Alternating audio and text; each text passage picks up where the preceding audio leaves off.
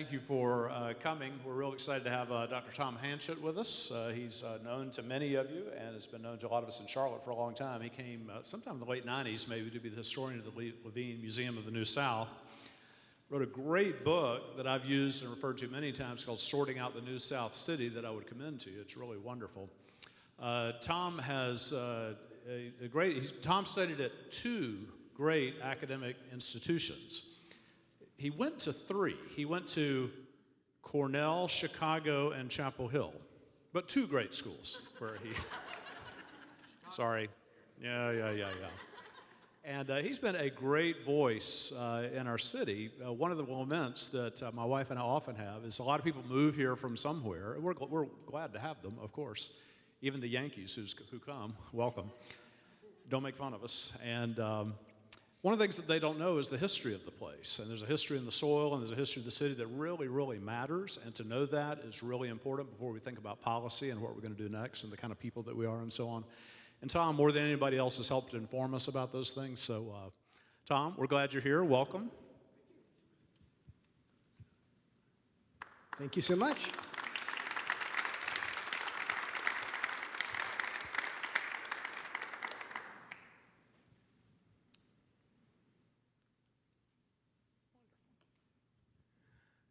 Do we have some Charlotte natives here? I think we do. All righty. It can be done. This is great. Where's everybody else from? Who's from the South, wherever the South is? Cool. Who's from not the South, wherever that is? All righty. Who came from furthest away? Who grew up furthest away from here? Say again? St. Louis, Missouri. Anybody beat St. Louis? Miami? Buffalo? Say again? Upstate New York. Where? Ah, okay. I grew up partly in Cortland, New York, so yeah. The Bull City. The Bull City. The Bull City. There you go. Well, this is the newest New South. You are it. We're the Museum of the New South. Some of you been to Levine Museum of the New South? Yep, not everybody. We're a history museum. We look at the South since the Civil War.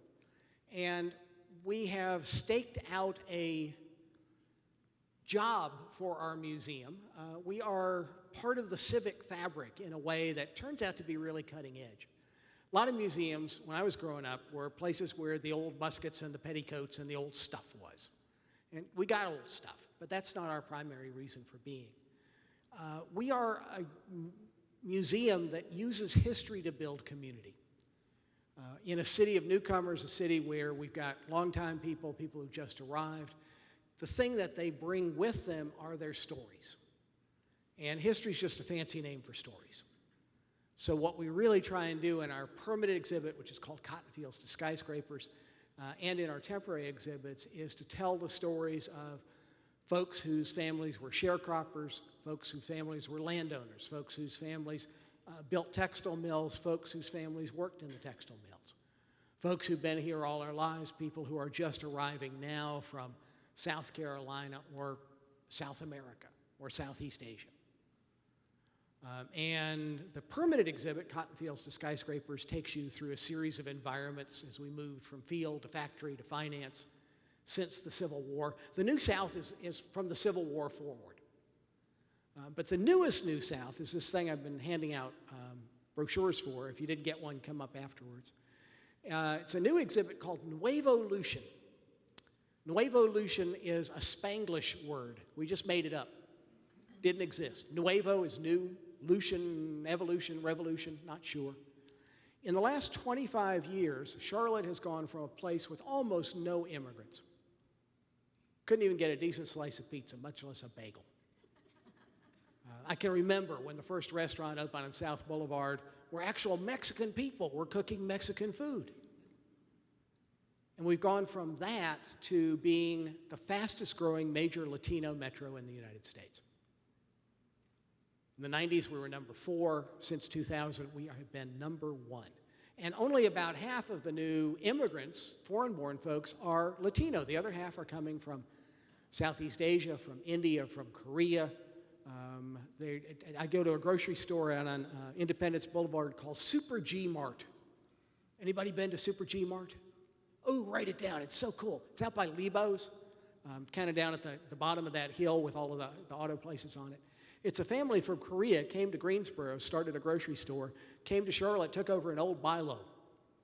And there's a lot of Asian food, there's a lot of Latino food, there's a lot of American food. And then you go around the corner and there's a whole aisle of Russian food. This is not the South I grew up in. And I don't know to look at me, but I like to eat. And it's a good South to explore, but it's a South that's a big change. And so that's what we talk about a lot at Levine Museum of the New South. So what I want to do tonight, they said that I'm going to talk all about race in Charlotte. Boy, you know, I could be here for the next 6 weeks and I wouldn't even scratch the surface. And so what I'm going to do is to talk about that book that Reverend Howell mentioned, called Sorting Out the New South City, and talk about how Charlotte got itself segregated. As we look at the headlines in the last year or so in particular, if you see what went on in Ferguson, you see what went on in Baltimore, to a certain extent what went on in Charleston, it's because people are pushed apart. People are set off to themselves, and if they don't have power, they feel like there's no possibility of getting power. If they have power, they don't need to listen to those folks because they're separate. And that legacy of separation is one of the things I gather that you all are talking about is, you know, what can we do now? And so I want to kind of back off from what we can do now, which you are working on, and talk about how we got here. Because segregation did not always exist in the South. I came to Charlotte in 1981 to work for the Historic Landmarks Commission. I started looking at older neighborhoods here. And what I found in the historic documentation is when you got back much before 1900, black people lived next to white people, rich people lived next to poor people. Now, 1900 is a long time after the Civil War. This is not a Civil War thing that kept going. This was something that changed dramatically about 120 years ago. And so what I want to do tonight is talk about Charlotte when it wasn't segregated. Now, I see you looking at me. What do you mean Charlotte wasn't segregated? Well, I want to try and convince you that there was a time when Charlotte was not segregated. And then talk about how the decisions were made that sorted us out. As I do this, every time I get angry. Because it didn't just happen. It wasn't just market forces. It was concerted decisions that pushed us apart. But ultimately, I think the message is if decisions pushed us apart, our decisions can pull us together. If you think that separation and inequality are something that just happened, what's the point of fighting against them? Ain't gonna win. If there's something that people created, well, maybe there is a possibility of making some change. So that's where I'm going. Let's see if I can make this wonderful clicker work. There you go. If you cannot see the screen, you're going to miss out. You shouldn't be looking at me, as handsome as I am. What's going on the screen is pretty cool. What I'm going to do is talk to you about how Charlotte got segregated. And at the very end, I'm going to talk about a surprising reversal of that trend. I live on Central Avenue. On Central Avenue, if you park to go eat at one of the restaurants or go to the grocery stores, you could pretty much work your way around the world without having to get back into your car. And that's not just true on Central Avenue, it's true on South Boulevard, it's true on Polk Street down in Pineville, it's true out in Stallings, out on Potter Road. And so I'm going to talk about segregation, and I'm going to talk about this mixed up salad bowl that I'm seeing starting to come into being today. So when you talk about segregation, this is one of the iconic images that I think we all hold in our mind. The photograph at the top, shot here in North Carolina back in the 1940s, 1950s. The signs on the wall there at Levine Museum of the New South are the actual white and colored signs from Charlotte City Hall. I've had people tell me, oh, well, segregation didn't happen here. It happened in the bad old deep South. No, it happened here. And the white and colored signs happened in the South, but I lived in Chicago, on the south side of Chicago, when I was getting my master's degree. One of the most segregated places I have ever lived. They did not have white and colored signs on the water fountains, but they sure had them in the real estate sales books.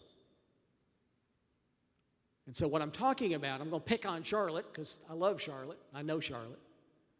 But I don't care where you're from in these United States, it's going to resonate with what you grew up with.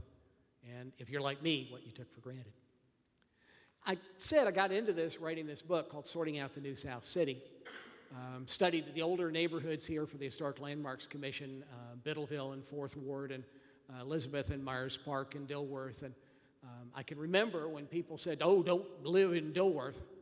It's a bad neighborhood.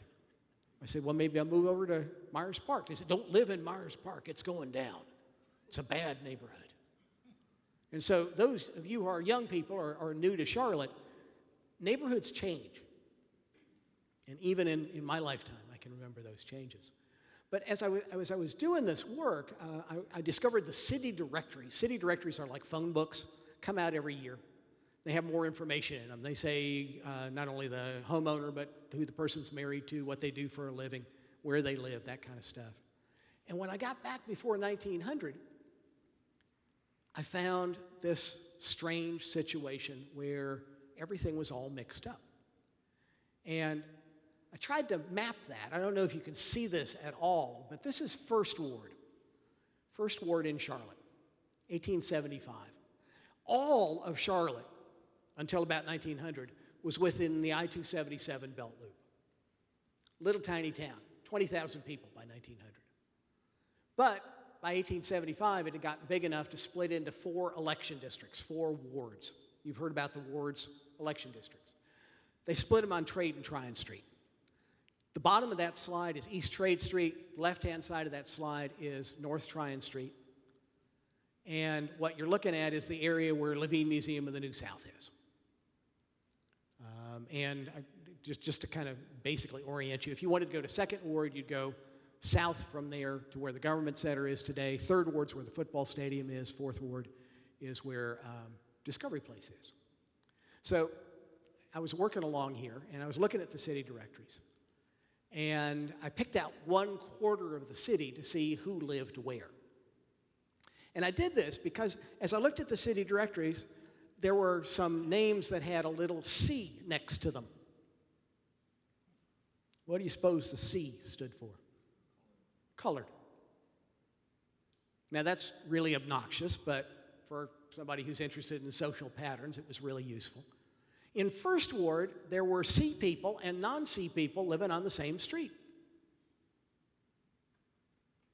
I said, huh, what? Well, I know what it is. There's a little black neighborhood in First Ward. I'll map stuff. I'll figure out who lived where. And so the red pins are businesses. The businesses cluster at Trade and Tryon Street. Who's surprised? None of us. Historians love it when we can correctly predict the past.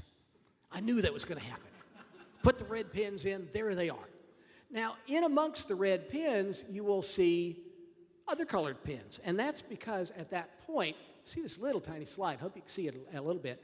This is the center city, a lot of 2-story, 3-story buildings, a lot of people living over the store. We don't do that anymore. But once upon a time in America and in the world, the notion that you had to have a business district and a residential district separate wasn't around. And so those red pins, that intermingling, is there at the center of the city. But out from the center city, there are still a lot of single-family residences. And I started using blue pins to pick out the folks who owned their own business. These are the people who would be in an exclusive neighborhood when I was growing up. But here, they were everywhere. Look along East Trade Street at the bottom of the map, you'll see a lot of blue pins.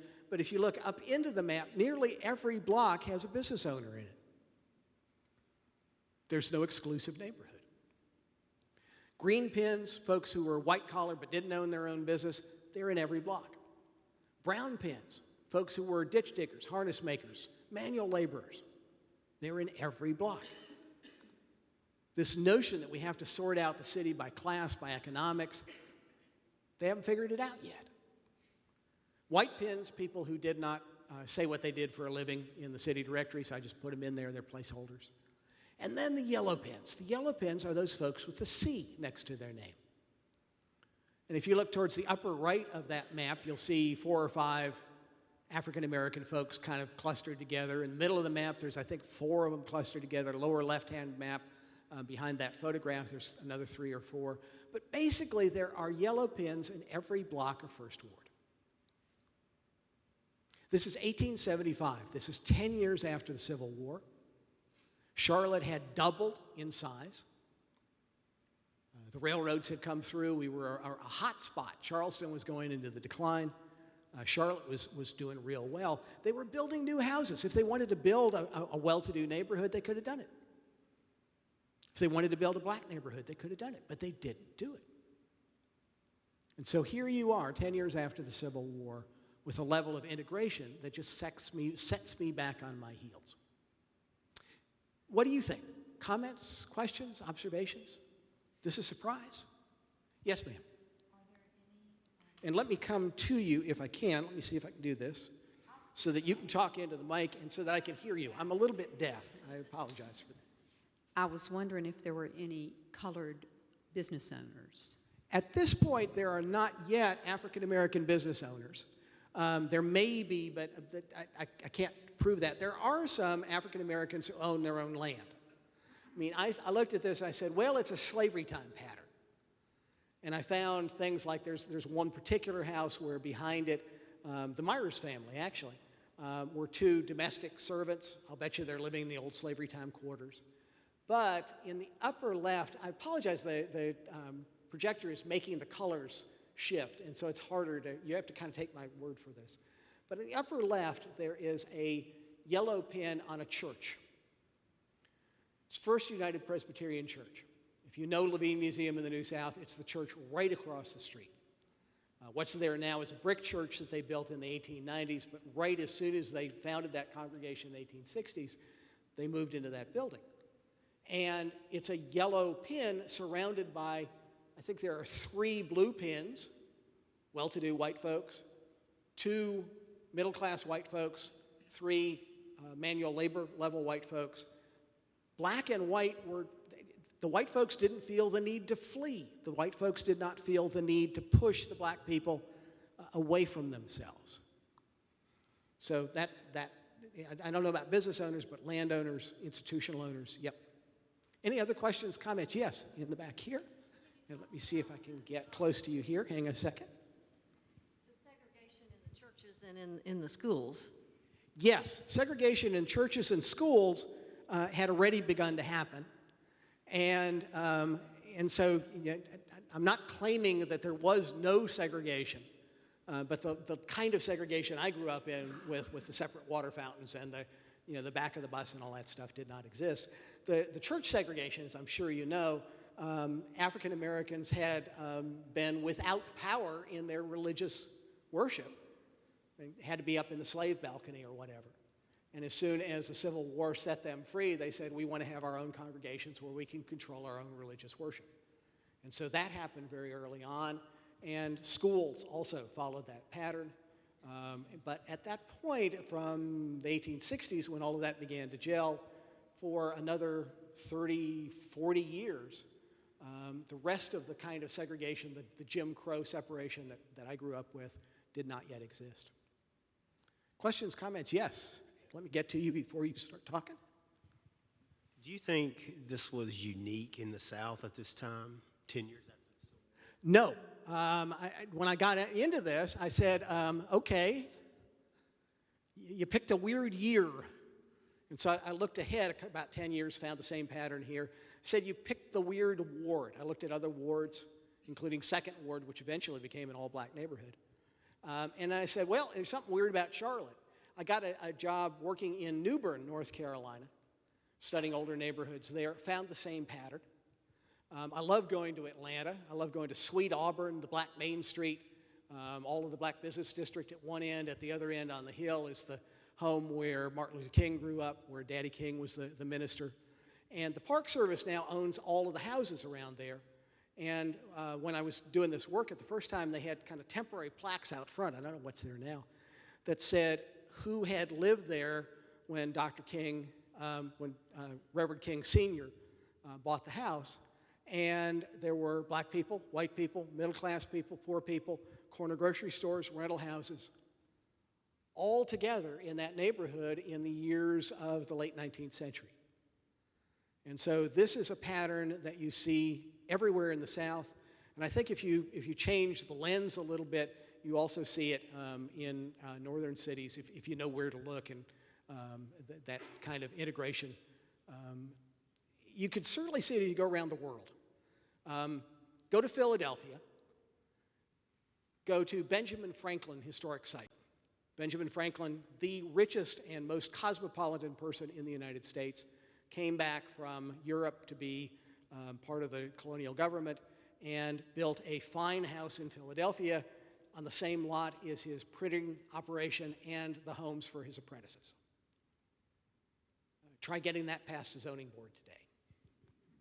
So this notion that things could be mixed up, I think that's the way cities were everywhere. And it's only, as I'll be talking here, recently that they got sorted out. Other things, anything else? Cool, all right. So what happens? Just to further prove this, this is an aerial view. It might be hard to get yourself adjusted, but down at the bottom is Spirit Square. Spirit Square is the old white, well-to-do First Baptist Church, built just after 1900. At the top of the slide where the blue pin is, that is First United Presbyterian Church. That's the black church. We've torn down so much, but there is a black institution, a white institution, a block and a half apart. So this really did happen. It's not just something that is a kind of fluke in the statistics. If you look around other parts of the city, you can find those patterns as well. This is East Boulevard in Dilworth. And as I got into this, I said, okay, the suburbs are where things are going to sort out. Because when the suburbs were built, you had to pay money to take the streetcar out to Dilworth. That kind of cuts out a lot of people. You're going to find upper income suburbs. That's where the sorting is going to happen. Well, when I came to Charlotte, and a lot of this is demolished now, but there were a lot of working class houses in Dilworth. A lot of little 3-room, 4-room houses, particularly up near South Boulevard. And South Boulevard was not an industrial area that happened afterward. It was part of the original plan for Dilworth. That building on the right is Edward Dilworth Latta's own pants factory. He later sold it to the Lance folks. That's where the Lance peanut butter crackers were invented. Today it's Nico Sushi. It's the New South. But the notion to have industry, residents, well-to-do folks, working class folks, one of the first pieces of property sold in Dilworth on Worthington Avenue was sold to a black church.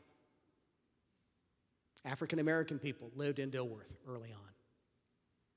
And so, you know, the notion that it's suburbanization or it's transportation changes, nope. Dilworth was just as mixed up in its early years as the center city. So what was it? Well, what I came to was a really ugly and largely forgotten part of our history called the White Supremacy Campaign of the 1890s. And I apologize for showing this slide. This is something that does not make me proud to be a North Carolinian or an American for that matter.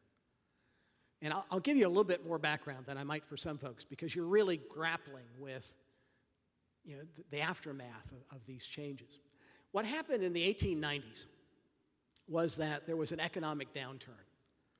We just lived through an economic downturn. It's gotten pretty tense here. I mean, racial fears, economic fears have increased. Have you noticed that in the last few years? Well, in the 1890s, it was a full-fledged depression. It was as bad almost as the 1930s depression. And people got real ugly with each other. And part of that was about political power. By 1896, folks who had been outsiders in the political process black people who could still vote, working class white folks, white farmers. They joined together in something called the Fusion. And the Fusion voted out the property owners and the mill owners and the bankers who had previously run North Carolina. And they started using government to help the little guy, put in things like interest rate caps.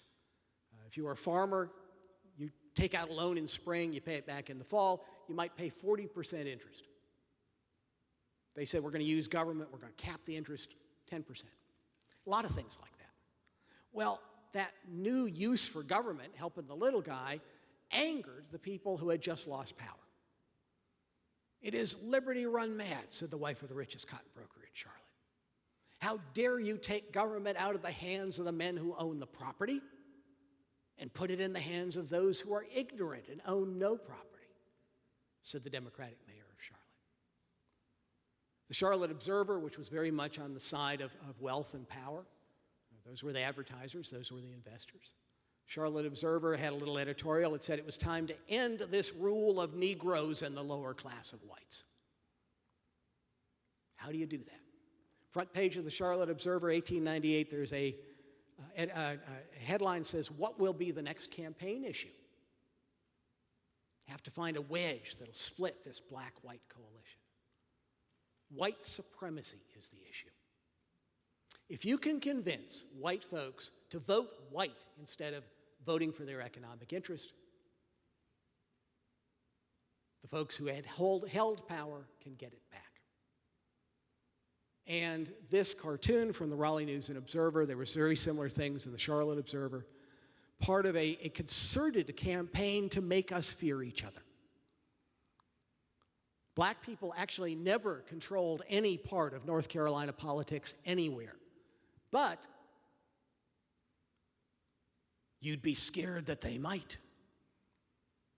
Black people, foot on the ballot box, laying waste to the landscape, reaching out for your women and children. These cartoons were the soft part of the white supremacy campaign. It was also the high point of lynching, not just here, across the South. And in fact, the same kind of thing went on in every southern state. Ultimately, in 1900, they pushed enough people away from the ballot box that the remaining North Carolinians voted for a new constitution. After 1900, here in North Carolina, same thing in almost every southern state, you had to pay to vote. Who's going to have trouble paying to vote? Well, folks coming out of slavery, white working class folks, farmers. And if you could pay to vote, they had a fancy name for it, so you get all confused in your head. It's called the poll tax. And there were all sorts of wiggle room, something called a grand. Don't worry about that. It was you had to pay to vote. And if you could pay to vote, then you had to prove that you were literate. That sounds so innocuous. But there had not been public schools for most of us. Planters' sons had tutors. They learned to read, write, and Greek and Latin and went off to the state-supported Chapel Hill. But ordinary folks might not be able to read and write. And so that literacy test kept people away from the ballot box. And that voter suppression effort was tremendously successful. All the way up to 1965, when the Voting Rights Act made a lot of those things invalid. So what you end up with is a situation in which many of us really don't have a voice in politics. So that's political history. But what I did with my book was to show what happened on the ground in Charlotte. There is the white and colored world, that Jim Crow world of separation, which snaps into place in about 10 years, from about 1896 to about 1906. 1896, for the first time, there are separate white and colored waiting rooms at the train station. 1900, Independence Park opens. Latta Park had been integrated. Independence Park, black taxpayers could not go into Independence Park. And all the way through society. Streetcars. They didn't have buses, they had streetcars. 1903, there's a North Carolina law that says if you're black, you got to sit at the back of the streetcar. In court, you swear on the Bible. Right after 1900, Mecklenburg County courts suddenly had white and colored Bibles. And in the neighborhoods, starting in 1901, there was a new thing written into deeds. First was up on Central Avenue in the Elizabeth neighborhood, but eventually it spread around the whole city. This property shall be used only by members of the Caucasian race. You may only build a house here costing not less than X number of dollars. Caucasian race, that's racial segregation. It took me a long time to listen to the other part of the clause. A house, not a corner grocery store, not a duplex, but a house costing not less than X number of dollars. It's economic segregation. And so that notion that we will be separate was written into the law books, was written into the court books. And you could see it even in places that had been previously developed. Here is that pin dot map, yellow pins, other colored pins. I mapped the same area in 1910. This is just a subset of it so you can see it really closely. This is 1875. I mapped the same area in 1910, 10 years after the white supremacy campaign. I just used yellow pins for black folks, blue pins for white folks. Here's 1875, here's 1910. Can you see that? Questions, comments, reactions? Yes? You will probably cover this at some point, but I see alarming parallels to 2015. Alarming parallels of 2015. Talk about it. When you mentioned voter suppression. Right. And the idea that because of a depression, the economic separation, I see alarming parallels to that today. And that is something that is worth hanging on to and expanding on, debating as you continue to talk. But indeed, when I was doing this research 15 years ago now, it didn't really hit home. And what I'm personally seeing in the last few years, there are indeed some parallels. Other questions, comments, reactions? Yes, and I meant to come and use the microphone here. Hang on a second.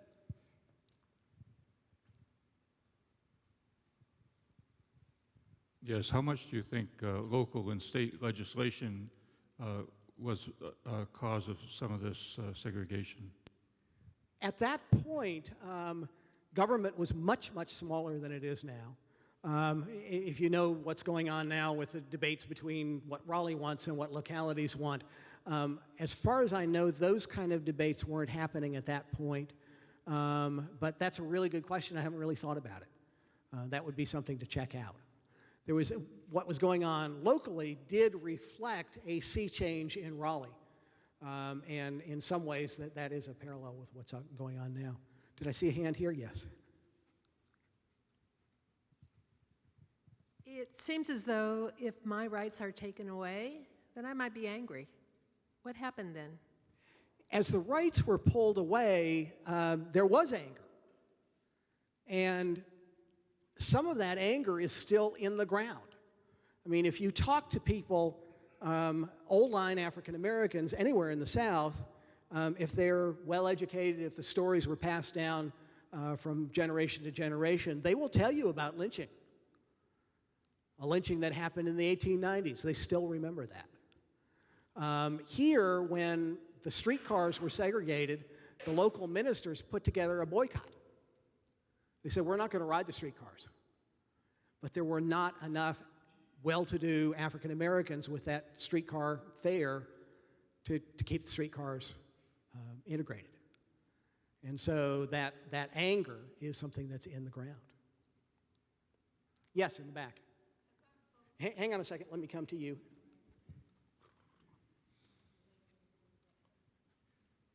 This is very the simplicity of children, and I use them as an example. As I watch them play, and they tend to play together and they smile the same language. And as they grow, as we as adults wouldn't see color because the same maker made them all, and they may want to play on one particular playground equipment, and then one may want to play on another. Then they'll come back together, and they will be together. And I use that as kind of like as a model, as the world can be a peaceful place. You said you had been studying 15 years. And I think about the Moors, M-O-O-R, as how they had come about, and the pigment in our skin, the melanin. It's just that we are all the same, you know. And so as we see our world progressing, and as sometimes we see people decreasing in the way they look at one another and feel. But from tonight or from a time now, we can go on from this day forward and study race relation, getting along, and having a better communities. And as we do that, we can see a peaceful place. I agree. And that willingness of young children to hang out together, it's only when you start being aware of what you're supposed to do as a grown-up, when you're 10, 12, something like that. I've heard again and again that that's when segregation really kicked in with folks. So here in the city, you can see changes starting to happen around 1900. This is Noda. Y'all been to Noda? It was a new textile mill village built at the edge of the city in 1903. And if you go to Noda today, there are shops and stores, and it's a pretty cool sort of city within the city. Well, it was built in 1903 for the mill people, white working class folks, the folks who had voted the wrong way in the 1890s. It was a way to get them out of the city. And I'm not just making this up. One of the downtown ministers published a sermon at the same time that this was laid out. And he said, just at this point in the development of the mill people, perhaps it is better to give them their own churches and schools and stores rather than have them mix promiscuously with the better class. When we think about segregation, we often just think about race, but it's also about economics. Here are white people being set apart from other white people. African American neighborhoods now snapped into focus. This is J.T. Williams. He was a political leader here, tapped by William McKinley as our first U.S. consul to Sierra Leone in West Africa. His big white house is on the left there on Brevard Street. He helped start the Afro-American Mutual Insurance Company. He helped build Grace Amy Zion Church, which you see in the middle there. Built a cooperative office building for African American doctors and lawyers. All around 1900, as this neighborhood became Brooklyn, a city within a city, a black neighborhood, not the only neighborhood, but this was the main one with the black business district, the two African-American movie theaters, the black newspaper, restaurants, tremendous economic vitality here in this city within Charlotte. There was a first black public library in the South, was on Brevard Street. And around the corner on what's now MLK was Second Ward High School. 1920s, Charlotte for the first time built high schools. Before that, high school classes had been taught wherever. They built 3 high schools. This is significant. One was the black high school, Second Ward. Another was Central High School. Do we have any Central High alums here? Nope. Central High School is on Elizabeth Avenue. It's in the center of what's now Central Piedmont Community College. That was the well-to-do Southeast Charlotte High School. There was also Tech High School. Tech High School was for the mill folk, and it was up near Noda. And I believe initially it only went to grade 11 because they don't need a full education. So like I say, segregation not just by race, but also by economics. And Myers Park. I love Myers Park. Wrote a book about Myers Park along with Mary Kratt. Have delighted in learning the history of its planning. John Nolan, one of the great American city planners, laid out the curving streets, the greenway parks. The gates, that used to stand at Presbyterian Hospital. Side gates are still there. The center gate is gone. It's laid out in 1911, and it was the home of, well, frankly, the folks who had won the white supremacy campaign. Not exclusively, but it was a well-to-do neighborhood set apart from the city.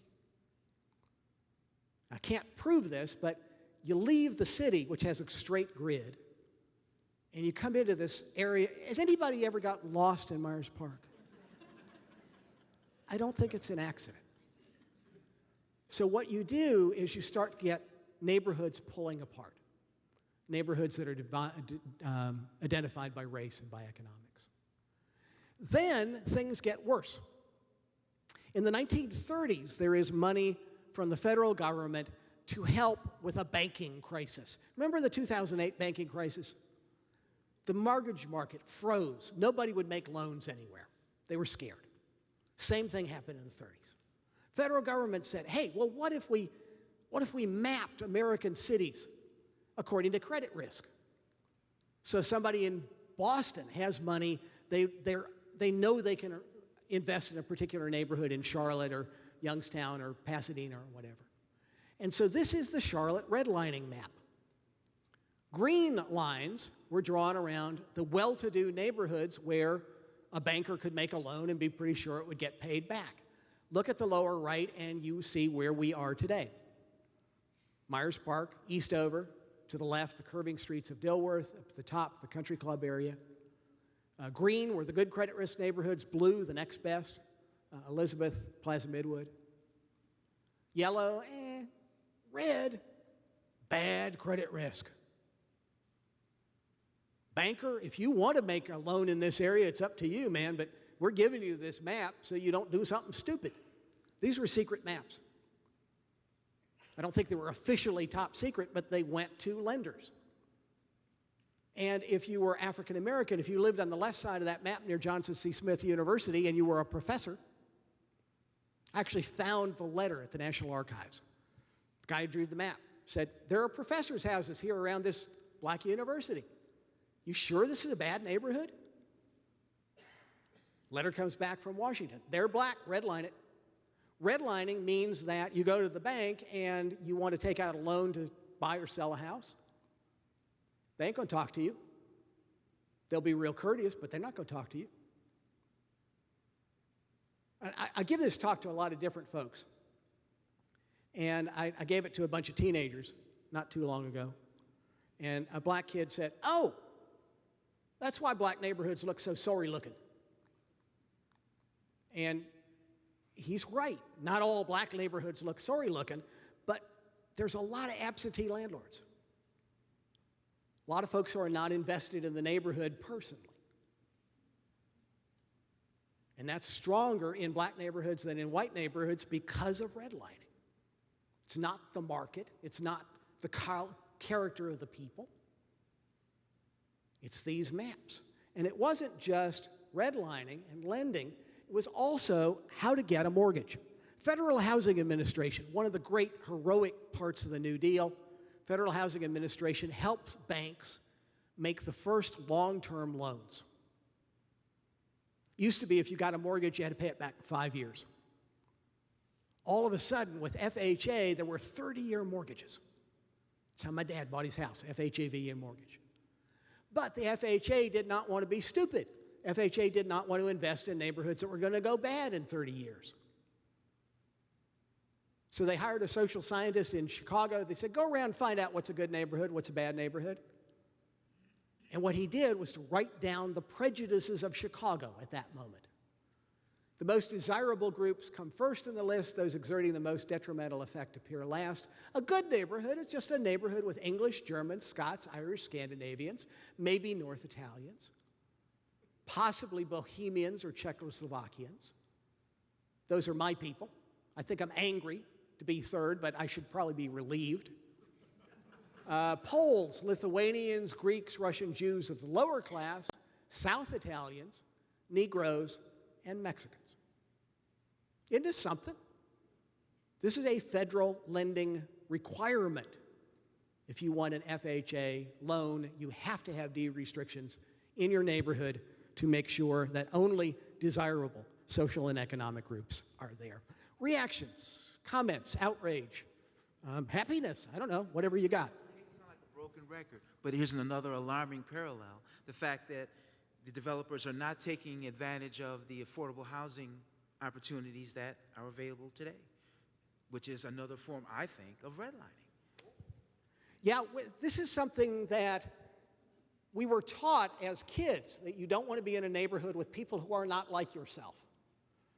When I was growing up, I heard that again and again, and it wasn't until I saw this that I realized that it was not prejudice as such, it was a learned behavior. I own my own house. I worked really hard for it. I just paid it off. It's been years and years.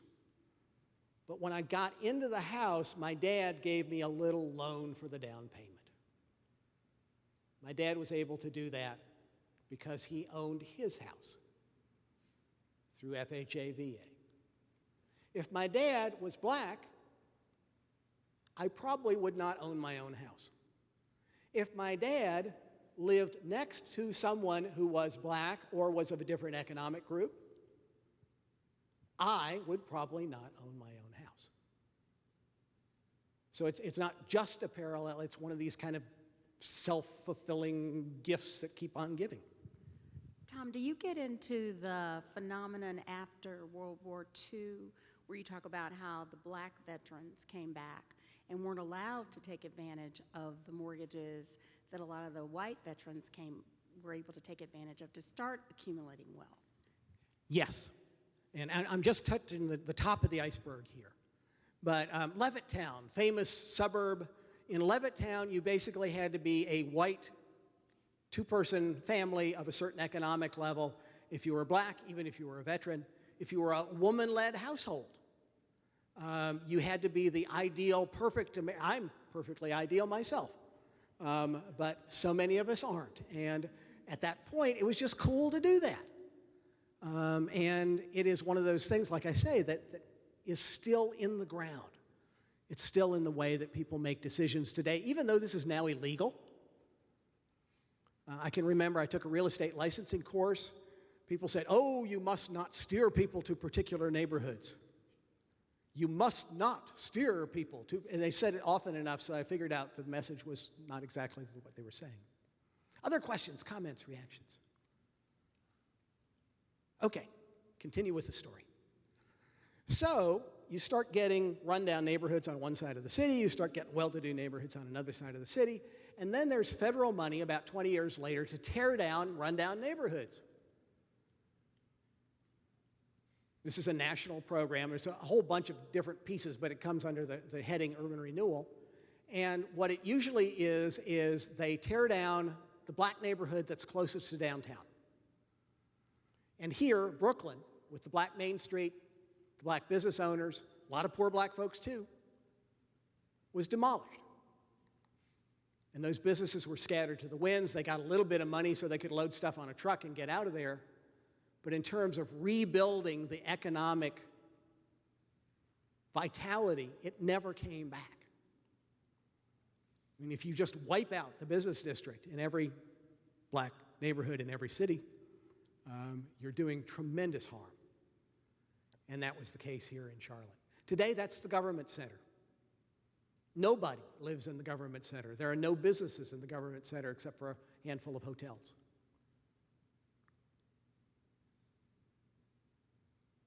We tore down a not beautiful, but highly functional neighborhood to create that. And the upshot is you end up with these hyper-segregated cities. I thought this was normal. Every American city is like this. There is a corridor that's well-to-do and white. Here it is Southeast Charlotte. On the opposite side of town, as far away as possible, because of those economic rules, is the black side of town. In between, there are kind of middling areas, South Boulevard, Central Avenue. I live along Central Avenue. Central Avenue was originally entirely white, lily white. Folks coming out of the mills, folks moving up into the middle class. And that's the way things were into the 1970s and 80s. This is why we had busing in Charlotte. The people who were political leaders who decided where the good schools were tended to put them in their own neighborhoods. Black folks could not vote. Ordinary white folks discouraged from voting by the poll tax, literacy test, things like that. And the idea behind busing in the 1970s, I won't go into this, was to mix up the city so that black kids and white kids had pretty much equal chance of going to any school anywhere. So anyway, that's part of the setting for what we're talking about. What I want to do in the last few minutes, I've got just a couple of minutes and then I want to give you a chance to talk some more, is talk about something surprising that I'm seeing on Central Avenue, but in many other parts of the city as well. As newcomers are coming from other parts of the world, they are not segregating themselves. They are moving wherever there is an affordable space to move their kids into an apartment, an affordable space to start a business. And if you go out my side of town, there's a Cambodian video store next to a Salvadoran diner. There's the Saigon Bistro next to the Arab market. There's the Bosnian market with the great little sausage sandwiches next to the Vietnamese pool hall. 100 years ago, as immigrants were moving into the northern cities, because of the things we've been talking about, they were pushed into the barrio, into Little Italy, into Greektown, Chinatown. That's not happening here. Instead, you're getting this salad bowl. It's not a melting pot. It's not distinct neighborhoods. It's a salad bowl. And it's a salad bowl that includes native-born white folks and native-born black folks. Everything I'm showing you is within a walk of my house in Plaza Midwood. The street that I'm on is now pretty upscale, but within walking distance, there are these little houses that are now mostly rental. There are these kind of middling houses from the 1960s, some rental, some owner-occupied. Same thing with these sort of Brady Bunch split levels. Apartments, yeah, we got old rundown apartments from the 1950s. We got brand new apartments. What's going on Central Avenue, because of an accident of history, is a mixed income, mixed ethnicity sector of town. Now, this is something we talk about as being an ideal, something we could move forward to, perhaps. But it's already happening. And it's been happening for quite a while. The Fair Housing Act in 1968, the Community Reinvestment Act in 1977, began the shift in East Charlotte from basically 100% white to looking like Charlotte, which 20 years ago meant about 25% black, 75% white. And this happened without East Charlotte disintegrating. I'm sure there are people who think that I live on an unsafe part of town. In fact, I had somebody say, your daughter carries a gun to school, doesn't she? Well, no, actually, she walks down to the public library, she walks down to John's Country Kitchen, she walks to the bookstore. This was when she was a teenager, couldn't drive yet. So the neighborhood began to absorb a lot of the changes in Charlotte that Southeast Charlotte kept away. Southeast Charlotte has not changed very much. Neither has the west side of town, the predominantly African-American side of town. But these in-between neighborhoods have changed a lot, and they are changing even more right now. In the last 25 years, Charlotte has doubled in population. Mecklenburg County has doubled from 500,000 to 1 million people. In the 90s, we were the fourth fastest growing Latino city in the United States. We are now the fastest growing Latino city. Folks coming from Mexico, India, Vietnam, Korea, Russia, and where they first find a place that's affordable. I'm not saying cheap. Some of them are pretty middling. Some of them are well-to-do. It's that range that makes it affordable. And they're moving down South Boulevard. They're moving out Central Avenue to places like this. There's a dumpy little shopping center. Down at the bottom, you can see some apartments that were built in the 70s, rundown, affordable, not a bad place to live, not fancy. On the top, you can see some single-family homes. People can walk to the grocery store. These are folks from Mexico. This is Tienda La Luna. I have people tell me that, Tom, you live on the Mexican side of town. Well, yeah, but also the Salvadoran side of town. El Salvador and Mexico are two completely different cultures. In El Salvador, they don't eat tacos, they eat pupusas. We got a pupuseria in that same shopping center. And in the same shopping center, we got the Vietnamese soup parlor. Really good soup. If you got a cold, you need to go to this place. And in the same shopping center, Cedarland. Folks from Syria, Lebanon, Egypt, Morocco. It's a butcher shop. It's a deli. It's a place for folks to meet and talk about the old country. And they have great desserts here, I'll tell you that. And much more. But the new thing on that parking lot is Jamila's International Cuisine. International restaurant. If you're close to the screen, you can see that they don't have a really strong grasp about spelling restaurant. Or maybe I don't, I'm not sure. This is Jamila and Hamza. They come from Somalia in the upper right-hand corner of Africa. In Africa, women are not supposed to be entrepreneurs. In Somalia, nobody's an entrepreneur. People are too busy killing each other. They met in a refugee camp in Virginia. They heard there was a mosque in Charlotte. The mosque is right off Central Avenue. That's the minaret in the lower right. They started making food in their own kitchen for folks who worked at the airport, folks who cleaned airplanes, folks who worked on the assembly lines in Charlotte. Pretty soon they found the cheapest place to rent they could on Central Avenue. Opened a restaurant, a kitchen for their takeout. It's now a restaurant and a takeout place and a grocery store. So when we talk about Charlotte as a center for entrepreneurialism, a center for growing new communities, new businesses, I think that this is where it's happening. Cool stuff happening on Tryon Street. Cool stuff happening in Ballantyne. But I would make you a bet that we come back in 20 years, 30 years, and one of the leading entrepreneurs in Charlotte worldwide, I don't know who it's going to be, but I'll bet you it's somebody that comes out of Central Avenue. We are now a city that no longer has a majority of white folk. There's still more white people than anything else, but as of 2010, if you take together the various immigrant ethnicities and African Americans, there are more of those folks than there are of my folks. Central Avenue is where we're beginning to get hold of that. Places where we keep that old notion that we have to be separate from each other. I'm speaking as a white person, and I may be out of line, but we're going to get squashed. We got to reach out and make common cause with people. There's a whole bunch of moral reasons to do that and economic reasons to do that, but there's also this demographic reason. So the work you guys are doing to try and figure out how to get the church involved, how in your personal lives to begin to heal some of these problems is really important work. And I really appreciate what you're doing here. Let me stop there, maybe one or two more comments, questions, and if there are other things that Reverend Howell or other folks want to bring up, we'll do that as well. Let me walk over to you again. One last thing, Tom. Could you address the economic or lack of economic mobility problem in Charlotte? Charlotte is a city which there was a recent study that, and the study has some problems. The study basically took a cohort of people from the 1990s and said, where are their kids economically today? And Charlotte, as you probably know, came out at the bottom of that study. And what it is a wake-up call for all of us.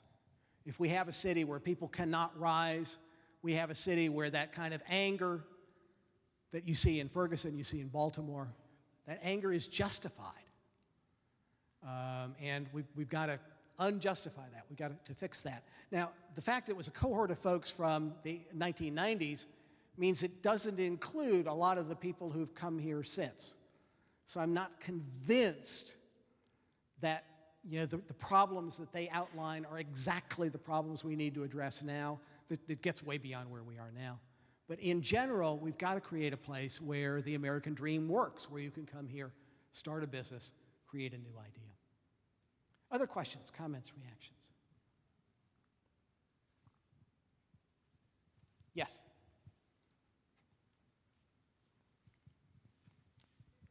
Being born in Charlotte in '57 and growing up, in retrospect, I'd like your thoughts, Tom, on the period between 1970, late 60s, 1970s, school integration, busing, the impact that had in Charlotte, and conceivably moving forward. One of the ways to address this, as you know, is to bring kids together in that important time when, as you said in the back, people are learning to be separate. Can we bring them together in schools? Can we make sure that every kid has the same opportunities, not just what comes down from the school board, but also what the moms and dads in the school can raise to supplement for trips and for computers and for tutors and that kind of stuff. In the 70s and 80s, this was the national test case for court-ordered busing. And my observation, and the observation of many people from around the United States, was that by and large it worked. It brought African-American kids who had like, one or two in a class would read on grade level up within close proximity to white achievement, and we're still working to close that gap. It also spread out school resources.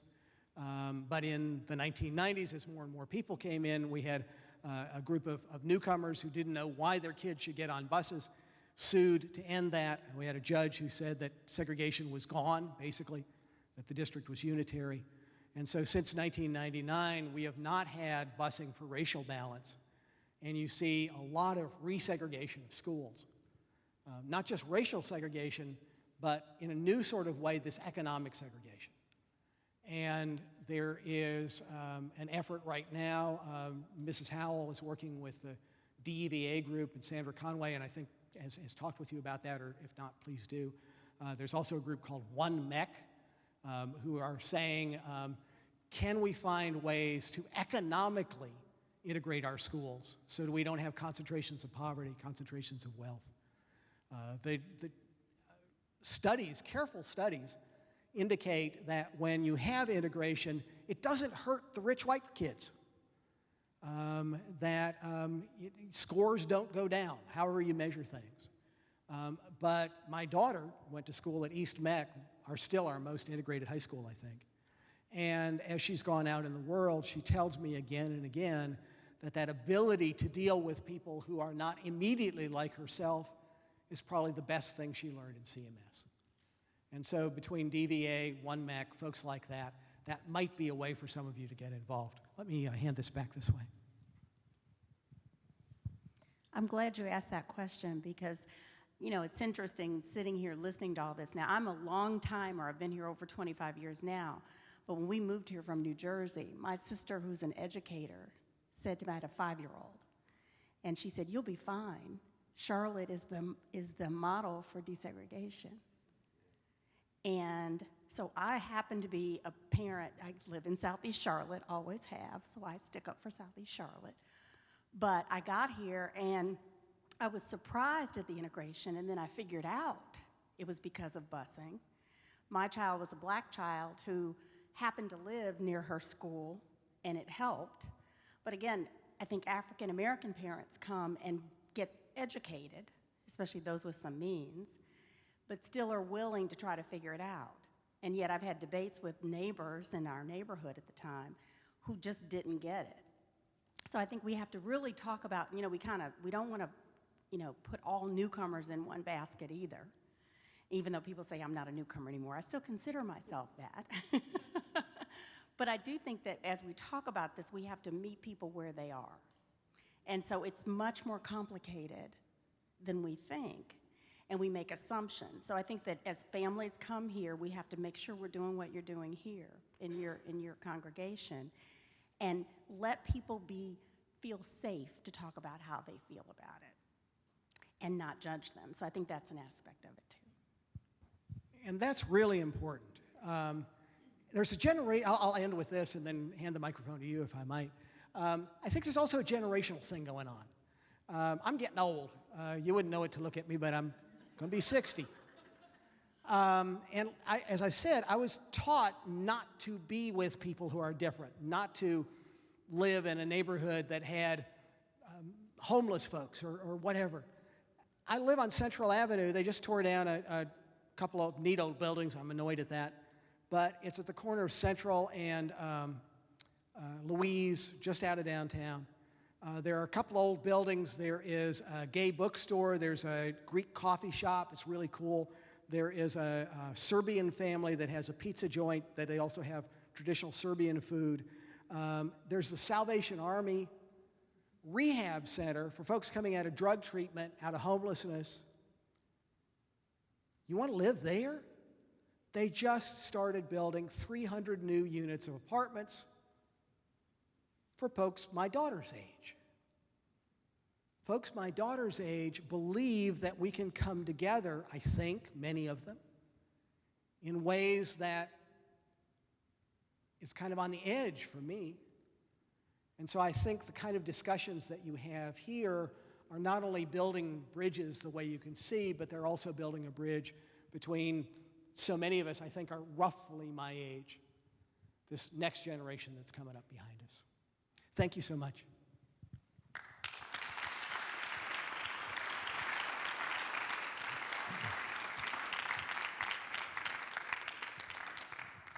See, and I have a 45-minute lecture I'd like to add on top. I'm kidding. Tom, this is wonderful, and it just makes me think all these odd things, like every now and then, Lisa and I had dinner up on Central Avenue the other night, and I almost feel like we're here, we live in some almost primitive oblivion, right? Because we're missing out on what's really neat about the city of Charlotte, because we live here and we're with people that are just like us, and it's all very nice and sweet. And this historical movement is passing us by. All of us don't want it to pass us by, so we've had a lot of conversations, as you know, about this whole issue of how do we deal with difference. And there's some conversations going on that you may want to be part of. Ron and John and Mary Catherine Bass and some others are having some conversations just about race. It's not staff-driven. I show up and listen when I can, but we're just talking about it. And a lot of it's just about what does it mean to be white. It's kind of funny, when I was pastor in Davidson, we would have the new freshmen would come in, and a lot of us would lead small groups for them. And one of the questions we would ask these I see a young Davidson alum back there. One of the questions we would ask the new Davidson students, we would say, talk about your ethnicity. And the white kids would just say, I don't have any, right? They thought ethnicity was like Richard has it, right? But not me. So that was interesting. So we're trying to talk about race and what it means to be white and the assumptions that we make about other people. Some others of us are interested in this resegregation conversation, which is enormously important. We really believe on both these we can do something about it. You know, you're saying policies got us where we are. Policies can get us somewhere else. We really can do differently. Another thing that we offer from time to time that I know a couple of you have done, but many of you haven't, we do a bus tour periodically on Charlotte. One of the things that's really interesting when you had a map up there, I wanted to interrupt and talk about it, which is where the roads are. I-77, it's pretty interesting. When they put I-77 in, they didn't run it down Providence Road, right? They very strategically put it where it is so that we would have access to it, but we would not be troubled by it. So those roads not coincidentally go along with this poverty arc that we have in Charlotte. So this bus tour is pretty interesting. One of the things that you find is you're driving along and you're in what used to be a cohesive neighborhood, and there's an interstate there. So they divided up neighborhoods where people lived together and had relationships and businesses just for the sake of putting the interstate highways in. So that's pretty interesting. I would encourage you to be part of that as well. So if any of this is interesting to you and you want to follow up, I'm probably the easiest person for you to get up with. So call me or email me, and I can put you in touch with others that are interested in these things. And it's cool, yes. I will recognize Mrs. Howell.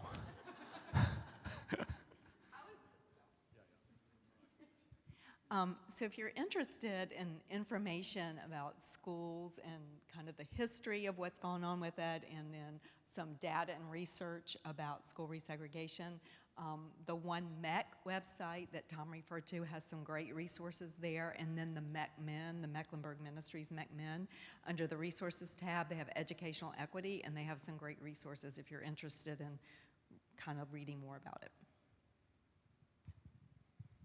Thank you.